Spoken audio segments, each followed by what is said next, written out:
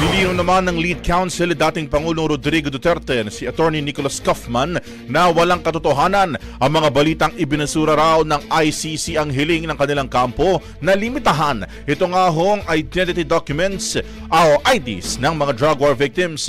Hindi rin anya totoo ang sinasabi ni Attorney Joel Butuyan at Attorney Cristina Conte na naglabas siya ng mga payag sa mga media na hinigpitan naman ng proseso para po sa participation ng mga victims dyan huyan sa ICC.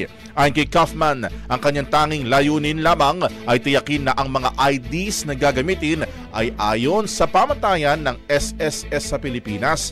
Dagdag pa ho niya, hindi sinasabi ng kabilang kampo na hindi tinatanggap sina Butuyan at Conti bilang mga kinatawan ng mga biktima.